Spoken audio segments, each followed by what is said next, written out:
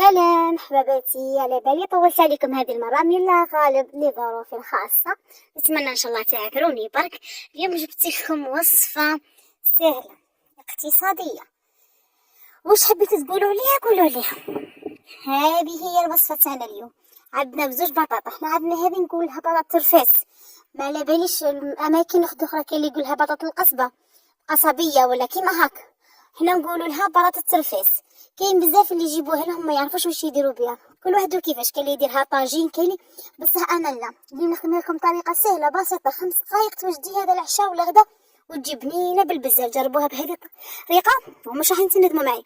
كيما راكم تشوفوا نجيبوها لهنايا، نغسلوها مليح مليح من هذيك التربه راكم عارفين اللي فيها، باه كي طيب من بعد ما تغبناش كي نبداو نقوا فيها.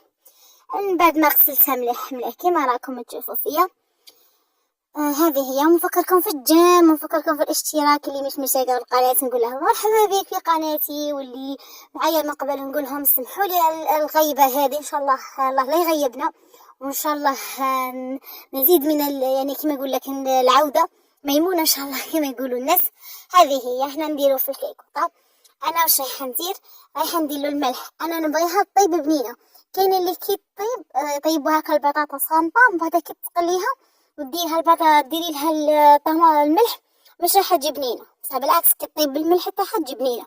هنا عندي ديك البطاطا انا اللي هنا بغيت ندير اضافه. كاين اللي ياكل بطاطا تلفز، كاين اللي ما ياكلهاش تقليلو البطاطا عادي.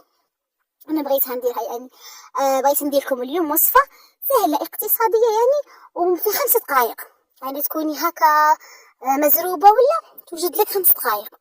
وعندنا هذه، انا هذه مش هالشابه بزاف، انا ننصحكم اللي عندها تشري وحده واللي تلقاها تشريها، اللي ما عندهاش تقدر تقطع غير بالخد من هذه وريت لكم. انا وريت لكم هذه شابه بالبزاف، انا نخدم بها بزاف هذه القاطعه كيما راكم تشوفوا. هذه هي حباباتي. ان شاء الله باركينا لاعجابكم ذا الفيديو، وان شاء الله هتتهلاو فينا اكيد. الجيم والتعليق الشباب والبارطاج، الله الله كيما راكم عارفين كيما عودتونا.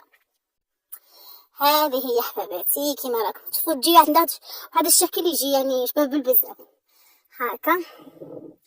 وهذه هي الثانيه من بعد ما طابت تنقيها. انا لهنا المقطع كيفاش كنت نقي فيها راح لي اللي هنا نقيتها، من بعد بديت نقطع فيها يعني اصلا هي كطيب راح طيب كيما هكا يعني كيما نقولوا حنا مقطع كيما كتشوفوا. ندير لها هنا شويه زيت وضفتها، انا لقيتها بنينه غير بهذاك الملح وجات بنينه، ما ضفت لهاش الملح، ضفت لها برك الفلفل الاسود، وضفت لها راس الحانوت اللي هو شويه كمون كيف تشريه، هو يجي اصلا مخلط من عند اللي يبيع الصوالح العقاقير هذو.